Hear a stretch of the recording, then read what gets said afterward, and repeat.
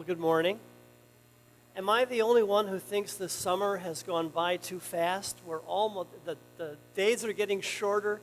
I do love these afternoon thunderstorms. It's just wonderful to be in Vero, and the snowbirds just don't know what they're missing, but we won't tell them. We won't tell them a thing. They won't be back till October, November, and we'll just keep it as our own dirty little secret that it's 10 degrees hotter in Washington, D.C. than it is here. Welcome to the Unitarian Universalist Fellowship of Vero Beach, and we are pleased that you're beginning this summer Sunday with us. We are a congregation, as the graphic says, open minds, loving hearts, helping hands, individuals seeking to become our best human selves, even as together as a religious community, we hope to serve our community and make the world a better place for everyone. And please know you are welcome just as you come to us in all of your human identity and charm, whether you're young or old, gay or straight, physically able or struggling with a disability, here for decades or this is your first time. We welcome you and celebrate your presence among us. We hope you will find our service this morning meaningful and enriching, and that you'll take something from here this morning that will make your lives better and perhaps more full in the days and months ahead. There are just a few announcements that I have. Because of the rather weighty subject that I'm talking about today, the future of our country, I am going to have a sermon dialogue time back here in this corner of the sanctuary about 11:30, about half hour into coffee hour. You cannot bring coffee into here, but you can bring yourself and your thoughts. Why do we gather here every Sunday? One reason is because our world is not right. Our country is not right. Beyond these walls, they need our compassion, our inclusion, our wisdom, our caring, and the ideals of our religion. Why are we here? One reason is because this world is not yet right. In the day of fear, may we have courage. In the time of pallid confusion, may we be colorful and united. In the time of death, may we affirm life. In the time of sorrow, may we know joy. And in the time of the serpent's tongue, may we smile in love.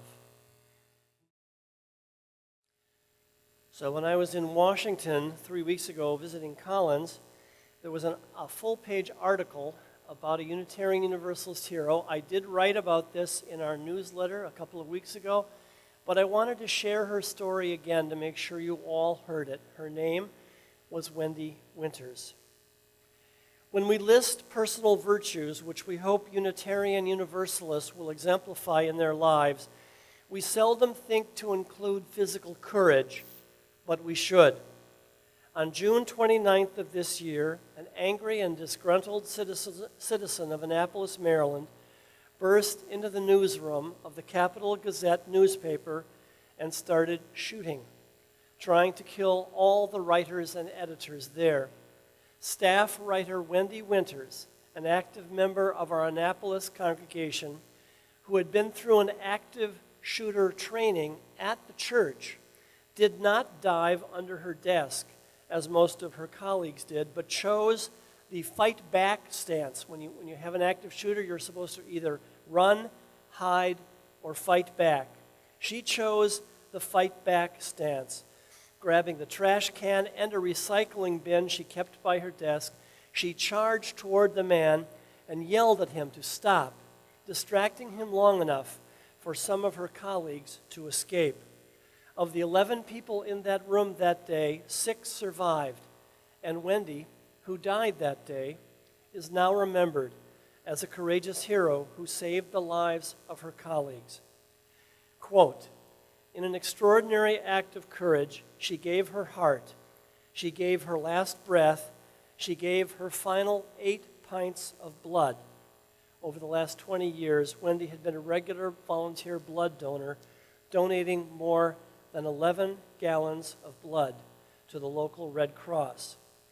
And then the quote goes on, giving to the defense of the free press and in defense of her family at the Capital Gazette, said her son Phoenix to the crowd of more than 700 who gathered for her mother's memorial service, which was conducted by her Unitarian Universalist minister. The Washington Post went on to report that Wendy was an exemplar citizen, writing some 275 to 350 feature articles every year about how to improve life in Annapolis, Maryland. Quote, when she wasn't reporting on her neighbors, Winters was trying to help them, advising their daughters as a Girl Scout troop leader, haranguing them to donate blood in her role as an organizer for the Red Cross, according to Scott Salome, the CEO of the Chesapeake Red Cross. And again, she herself donated enough blood over the years to save some 72 lives. And she also contacted legislators in Maryland on a wide variety of issues. And she kept local representatives on speed dial, a good Unitarian. And then I end. Wendy Winters is a Unitarian Universalist hero of whom we can all be proud. May her final act of courage and connection with her co-workers and her community inspire us to risk our own lives for the principles of our faith. Should we ever face such a moment, to stand and fight for what we must believe in. Here ends the morning reading. I begin this morning by praying with the ancient psalmist. Dear God, may the words of my mouth and the meditations of my heart be acceptable in thy sight. My question this morning, which, trust me, weighs most heavily upon my heart right now, at what I believe to be an ominous juncture in American life, is simply this: when does religion get dangerous? I think the answer is as obvious as it is sobering, and here it is. Religion gets dangerous whenever the core beliefs and affirmations of our faith are endangered and violated by the governmental powers and principalities of the culture in which we live. And as a people of faith, we feel compelled to stand up and resist.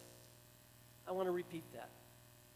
Religion gets dangerous whenever the core beliefs and affirmations of our faith are endangered and violated by the governmental powers and principalities of the culture in which we live. And we as a people of faith feel compelled to stand up and resist. So in a word, religion gets dangerous when we are called by the dictates of conscience to stand up and fight for what our religion tells us is morally right in the face of the powers and principalities that try to convince us otherwise. And it is dangerous, sometimes very dangerous, for serious religious people when they take the risk of defending what they know in their hearts and minds to be good and just and loving and true. And I want to tell you quickly about three heroes of our faith who did just that. The Reverend Norbert Čapek was the minister of the Unitarian Church in Prague, Czechoslovakia, as the storm clouds of World War II gathered over Europe. The congregation he founded, which gathered by the thousands each Sunday in a large medieval palace in Prague, grew to be the largest Unitarian congregation in the world ever, and was known all over Czechoslovakia as a progressive spiritual place where people of different ethnic and cultural backgrounds and beliefs could come together in brotherhood, unity, and peace. He developed the flower communion, where everyone brought a flower and then took a different flower back to symbolize the worth and dignity of every soul. When World War II broke out and Hitler's occupying armies marched into Czechoslovakia to seize that country, Čapek, who vigorously opposed fascism, was invited by the American Unitarian Association to escape to safety in the United States. But he chose to remain in Europe to do what he could to resist Hitler and the Third Reich. The Unitarians in Prague, under his courageous moral leadership, resisted Nazism and were involved in an underground movement which sought to rescue many Jews and others who were being arrested by the German authorities in Prague. In the spring of 1941, Norbert and his daughter were arrested by the Gestapo, who confiscated and burned his books and all of his sermons, and they tried to dissolve the congregation. After being held in a notorious Czech prison in 1942, Čapek was transported to Dachau, where he was tortured and eventually gassed. When news of his death reached the United States, Frederick May Elliott, the president of the AUA, wrote, "Another name is added to the list of heroic Unitarian martyrs by whose death our freedom has been bought. Ours is now the responsibility to see to it that we stand fast in the liberty so gloriously won." For Dr. Čapek, religion got dangerous when, in the face of Hitler's evil, he stood up and defended the humanity-affirming principles of his Unitarian faith. The Reverend A. Paul Davies was arguably the most famous Unitarian minister in the 20th century. Born of Welsh parents in England, he emigrated to the United States in 1928, and after a successful pastorate in New Jersey, became the senior minister of the All Souls Church on 16th Street in Washington, D.C., just a few blocks up from the White House, which he served from 1944 until his premature death in 1957. His widow was in the last church I served. I conducted her memorial service. She was 104. Citing him as one of America's outstanding clergymen, Time magazine in the early 1950s said that in the nation's capital, quote, "Where many talk but few listen, Davies is a man who is heard." And the Washington Post described him, quote, "as militantly in the forefront of every assault upon intolerance, racial discrimination, and injustice." After the United States dropped the atomic bombs on Hiroshima and Nagasaki in the summer of '45, Davies, deeply concerned about the dangers of nuclear power being only in the hands of the military, led the charge nationally to ensure there would be civilian, not military, control over nuclear power and all nuclear technology in the United States. Davies also stood up when most of the nation's clergy were noticeably silent. For fear of being labeled, quote, "soft on communism," he stood up publicly to Senator Joseph McCarthy and his abusive governmental investigations and tactics.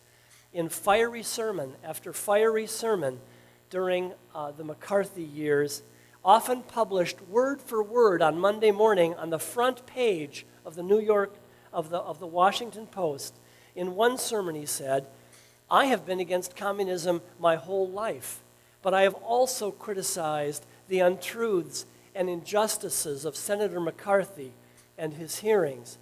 I am what is called a controversial person, that is, one who does not keep silent in the presence of evil."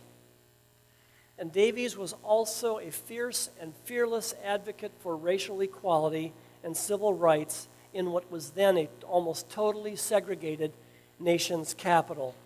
Under his moral leadership, African Americans were welcomed with open arms as full members of the previously all-white All Souls congregation, transforming that congregation into the first truly biracial church in the nation's capital. And he launched a successful citywide campaign to desegregate its segregated eating establishments by saying, "I will only eat in a restaurant that will serve everyone." And then he persuaded Methodist churches and Presbyterian churches to give out lists of all the desegregated restaurants in Washington. Within a number of weeks, all of the restaurants caved, and they all became integrated. He integrated the nation's capital's restaurants. And he became overall one of the most influential preachers in America. Ignoring his doctor's advice to slow down and restrict his activities, he died working at his desk at All Souls of a thrombosis in his leg in 1957, only at the age of 55. But his legacy is one of faithfully and fearlessly standing up in the nation's capital and across America in defense of the first Unitarian Universalist principle, the inherent worth and dignity of every person, wherever he saw it attacked or endangered. Like Reverend Chapek and Reverend Davies, James Reeb took his Unitarian Universalist faith seriously. He began his ministerial career as a Presbyterian at a hospital, as a hospital chaplain in Philadelphia, working for drug addicts. But as his theology became more inclusive and expansive, he became a Unitarian, serving the All Souls Church in Washington as the associate minister, before moving in the early 60s to Boston, working with a Quaker nonprofit organization providing housing for the poor. In 1965, James Reeb, along with hundreds of other Unitarian and Universalist ministers, more than half of all UU ministers, when Dr. Martin Luther King said, "I need help in Selma," more than half our clergy went, the largest percentage of any denomination or any faith group. The second night in Selma, after a march to the Edmund Pettus Bridge, after sharing dinner with two other ministers in an integrated restaurant in Selma, Reeb was brutally attacked by a group of white men, one of whom hit Reeb over the head with a baseball bat. James Reeb, a 38-year-old father of four, fell into a coma and died 2 days later. The three men charged in the assault were acquitted by an all-white jury after just 95 minutes of deliberation. Dr. King preached Reeb's eulogy, and 4 hours later, President Lyndon Baines Johnson mentioned Reeb's death and the violence in Selma when he addressed Congress to introduce the Voting Rights Act, which was quickly passed. "Many were brutally assaulted," President Johnson declared, "and one good man, a man of God, was killed." James Reeb gave his life in Selma so that the civil and the human rights of all could be ensured. So why am I on this quiet August Sunday sharing with you these three stories about courageous Unitarian Universalists standing up to the dark powers and principalities of their times? Dr. Chapek standing up to the evils of Hitler and the Third Reich, A. Paul Davies standing up to Joseph McCarthy, the military establishment, and racism in the nation's capital, and James Reeb standing up in Selma to defend the civil and human rights of all. Why am I sharing these stories now at this particular moment in American history? I think regardless of wherever you personally fall along the liberal conservative political spectrum, you all know precisely why I am talking to you about this Sunday.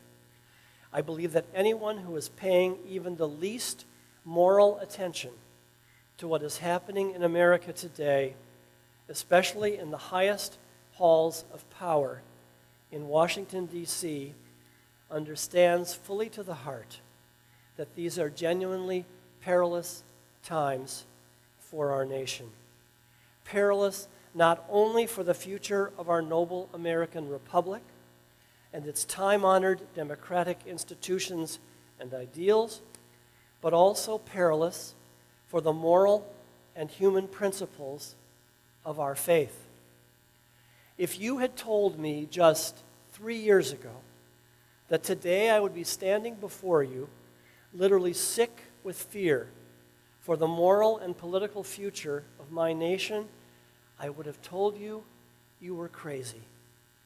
For my entire adult life, I always believed that both American democracy and the essential heart of our nation were strong and sure. But so many terrible and dangerous and divisive things have happened, including Charlottesville, the first anniversary of which, the sad anniversary of which, we acknowledge today. Just a whole series of things over the last 2 short years in this nation we love, that all Unitarian Universalists and others of goodwill and sincere faith must now be deeply fearful about the shape and substance of our shared American future. And let me be very clear about this, dear friends. The most serious threats right now to our American way of life have nothing, absolutely nothing to do with the traditional conservative liberal divide. They transcend that divide. The current assault on bedrock American democratic norms and institutions has nothing to do with whether you are a Democrat or a Republican or an independent, and everything to do with whether or not you believe in our Constitution and the highest ideals of the Republic. And we as Unitarian Universalists must be gravely concerned. Right now in this land, in an absolutely unprecedented and terrifying way, almost everything we cherish as Unitarian Universalists is gravely endangered by what is happening both politically and culturally in the nation. Now, God knows I fervently hope that history will prove my worst fears excessive and unwarranted. But right now, as one concerned citizen, I fear that our nation may be steadily sliding toward political tyranny and moral darkness, not equivalent to, but similar to the slow slide in the German Republic in the 20s and the 30s toward political tyranny and moral darkness. Political tyranny and moral darkness that the founders of our nation sought to prevent through the establishment of enduring checks and balances across a variety of interconnected democratic institutions. But there have been so many sinister events over the last 24 months, many of them emanating from the highest halls of power in Washington, that have persuaded me that our American democracy and its noble dreams, that it would always be an inclusive and humane and compassionate nation, are more fragile than I ever imagined. In particular, many of the democratic institutions and traditions that have stitched America together as a nation, including the free press and an independent Justice Department, are, as you know, under direct and vicious attack. Again, at this divisive juncture in American history, I believe that both the foundational principles of the Republic and the foundational principles of our faith are gravely endangered, hanging, in effect, increasingly by little more than a thread. And I further believe, and dear God, I do so wish it were not so, but I do believe that soon, perhaps very soon, we, as committed Americans and as people of faith, will be called upon again and again and again to stand up in the public square and courageously resist certain powers and principalities that threaten to drag our nation down a sinister and immoral path. And this, how could it be otherwise, will be dangerous for all of us who dare to raise a voice against these powers and principalities. Let me again return to what I said at the very beginning of the sermon. Religion gets dangerous whenever the core beliefs and affirmations of our faith are endangered and violated by the governmental powers and principalities of the culture in which we live, and we as a people of faith feel compelled to stand up and resist. I would ask that you all take a quick look at the 7 principles found on the cover of your orders of service this morning, printed there as we do every Sunday, the core affirmations of our faith. I ask you to look at those. If we take these affirmations of our faith seriously, if, for example, we really believe, as our first principle affirms, that every human being comes into the world with inherent worth and dignity that must be protected, then we are obliged to resist with every fiber of our being whenever a power or principality threatens this fundamental dignity. Just one shocking example of the terrible things that have recently happened in America, if I might. As you all know, several months ago, the current administration in Washington announced with absolutely no sense of moral shame that they would henceforth impose a, quote, zero-tolerance policy toward undocumented persons attempting to enter the United States. One cruel and unthinkable aspect of which was the practice of immediately separating immigrant children from their parents at the border, which caused untold terror and misery for thousands of children and parents. Now, in all fairness to the institutional checks and balances written into our American democracy, and thank God for the moral outrage of many Americans, it does not seem, for the moment at least, that this particular cruel and sinister policy will go into effect. It has, for the moment, been stopped after a huge public outcry, and I say thank God for every American who spoke up, including many UU congregations and individuals who demanded a change in this policy. After a huge public outcry, the federal courts have ordered the current administration to immediately reunite these innocent and terrified children with their parents. And although, as you know if you read the press, more than 500 unlucky children may nonetheless be now doomed to orphanhood because their deported and imprisoned parents cannot be located by the federal government that took them under their charge, the policy has for now been stopped. And this one inhumane and unacceptable policy at least will not, it appears, be a stain on the face and the heart of America. So in this one instance at least, American common sense and American common decency has prevailed for the moment. But what I fear, given again the dark and sinister impulses and policies that are now emanating from some of the highest offices in our nation, what I fear is that there may be many more times coming soon and coming regularly when Americans of good faith and goodwill, us and Presbyterians and Jews and non-religiously aligned people alike, will need to stand up and stand up boldly in the public square and say no, say unequivocally no to our government and our leaders. And let me stop right here and tell you another fear I have this morning, and this one is fiercely personal.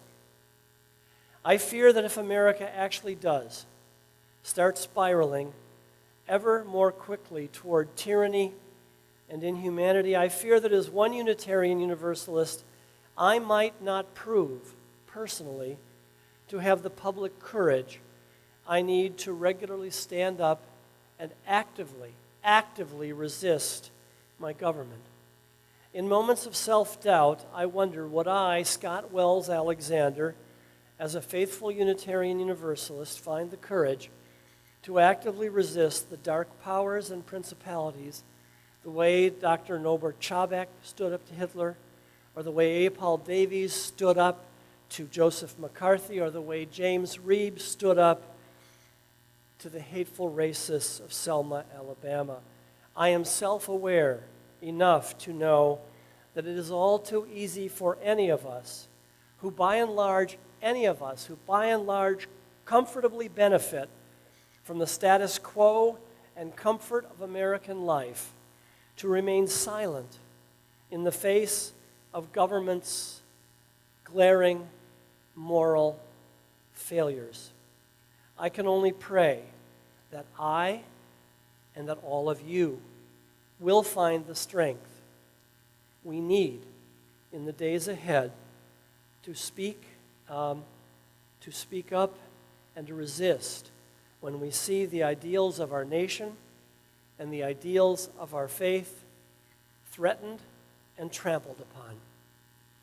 One reason I am addressing this troubling topic this morning is to remind myself, full to the heart, that the highest obligation of my faith is that I publicly stand up for what I believe, even when, or is it especially when, that puts me at personal risk.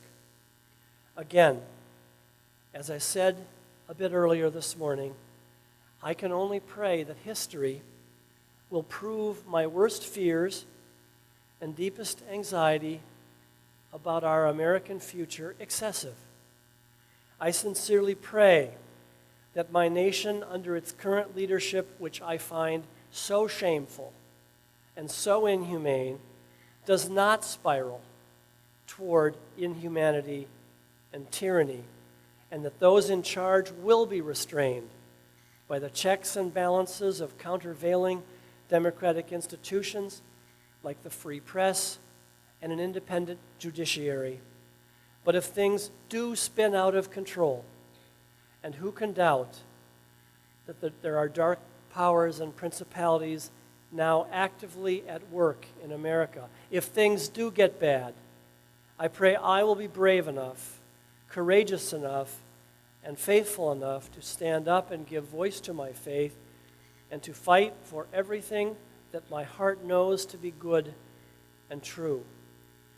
God help us all in the challenging days and weeks ahead to be true and strong and brave Unitarian Universalists.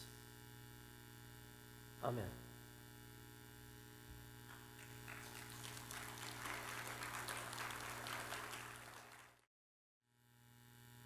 And I leave you with these words written in 1914 by American author and poet Ella Wheeler Wilcox.